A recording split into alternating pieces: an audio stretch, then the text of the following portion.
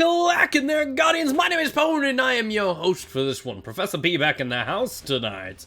Feel free to leave a comment down below in the section. Let me know what other guns you would like to see. It's the series where you guys get to pick and choose what we do next. So for today, seeing as how Trials is back in the game, let's take a look at the hand cannon that you can acquire from it. I was fortunate enough to get this one as an adept, which is one of the ones that I get from the lighthouse.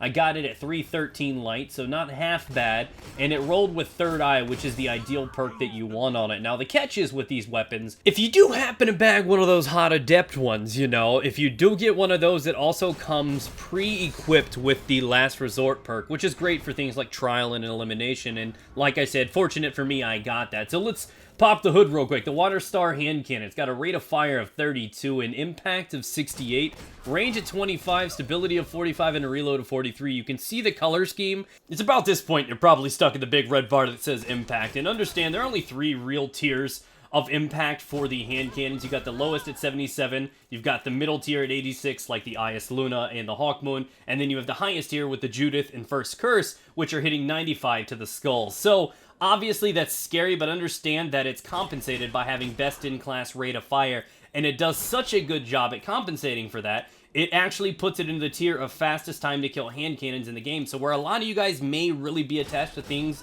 like the Ias Luna, I will recommend for you guys to try something like the Down and Doubt or this weapon, because they definitely do have a quicker time to kill, therefore are more reliable in closer quarters, and generally my personal all-around favorite. So, a disclaimer before we get started, very limited stats are actually out there, so I tried to get as close to the actual stats as I can, so these should be fairly accurate, if not pinpoint.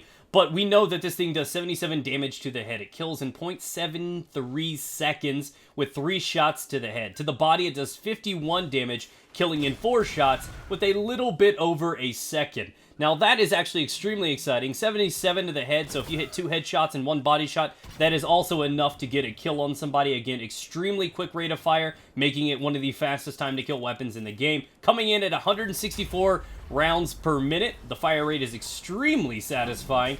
Got a 90% aim assist, which is very, very high. We have a 3.13 second reload, or a 3.40 if it is empty, and a decent capacity of 8 Ps in the pod. That's not half bad, believe it or not. Like I said, capable of consistently killing in 3 shots. 8 shots is enough to drop 2 people comfortably with a mag, so that's exciting too. So it's about this point where I'm like, hey, these are the ideal perks that you want to look for on these guns, but understand that they are already predetermined for you. Mama Bungie set out your clothings and said, these are the perks that you're going to wear today, and you're just going to have to sit there and take it. So the only difference between this weapon is the final bubble. It can change between a few different things, and most of them are actually kind of poop. Hidden Hand is not that big a deal, seeing as how it already has a pretty significant aim assist on it.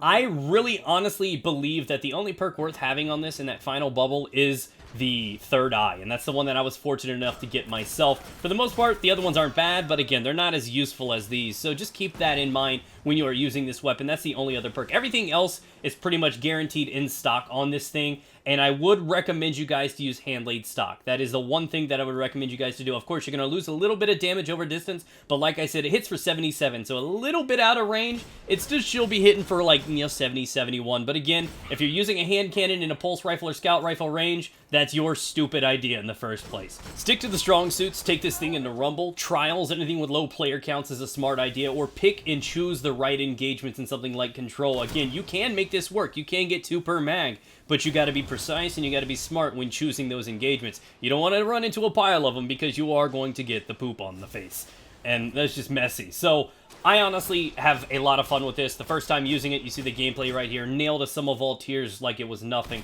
The gun is absolutely incredible. It complements a great accurate player. The aim assist is incredible. You're going to find a lot of success with this weapon. It's definitely my favorite hand cannon in the game right now. It's just all around a beautiful piece of weaponry. So thanks for watching, guys. Let me know what you got inside the trials this time around, and I will catch you guys out there. Reminder, leave a like to support the channel, subscribe for future Destiny reviews, and leave a comment. Let me know what gun you would like to see next. Take care, ladies and gentlemen. Oh god, I'm about to go say like 10 Hail Marys. I used the Sunbreaker. I know, I'm a sinner.